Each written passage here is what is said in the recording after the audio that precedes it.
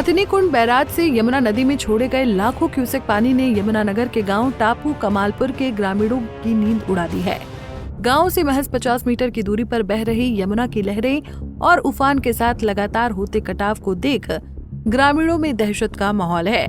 एक तरफ जहां प्रशासन के साथ मिलकर ग्रामीण कटाव को रोकने के प्रयास में जुटे हैं, तो वहीं यमुना मैया की उफनती धारा को शांत करने के लिए लोग नदी किनारे पूजा अर्चना भी कर रहे हैं। ऐसा है, जो लेबर कुछ तो आई हुई है, लेकिन जो लेबर है वो परफेक्ट नहीं है कि नीचे यमुना में उतर के वो इतना साहस कर ले कि देखिए, तो मौत के मुंह में जाने वाली बात है।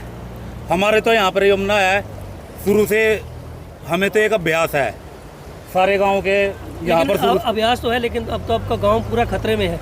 देखिए, गांव तो आप देखते हो महज 150-60 मीटर की दूरी पर रह गया।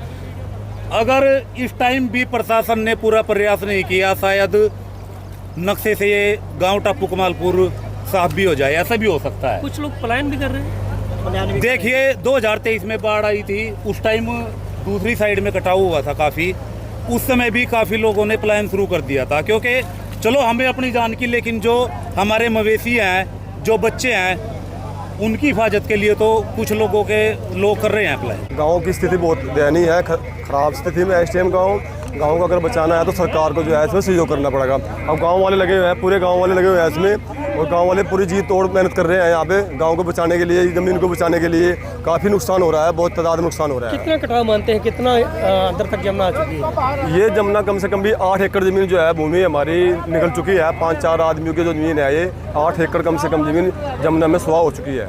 आपको जानकर हैरानी होगी कि यमुनानगर के गाँव टापू कमालपुर से कभी यमुना नदी 1 किलोमीटर दूरी पर बहती थी, लेकिन 2023 में आई बाढ़ के दौरान यमुना नदी ने अपना रास्ता बदलकर गांव की तरफ कर लिया।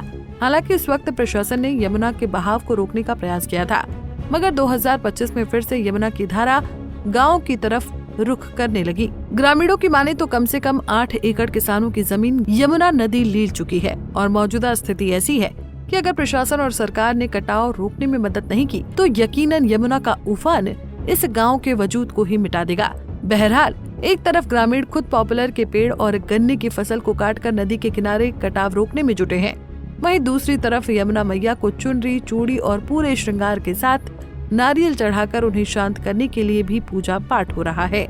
अब देखना होगा कि यमुना मैया अपनी धारा गाँव की ओर से मोड़ती है या टापू कमालपुर गाँव के लोगों की मुश्किलें और बढ़ने वाली है। यमुनानगर से परवेज खान, पंजाब केसरी टीवी। हमसे जुड़े रहने के लिए हमारे YouTube चैनल को सब्सक्राइब करें और नई वीडियो की नोटिफिकेशन के लिए बेल आइकॉन को दबाएं। अगर आप ये वीडियो Facebook पर देख रहे हैं तो लाइक जरूर करें और ज्यादा से ज्यादा शेयर करें। धन्यवाद।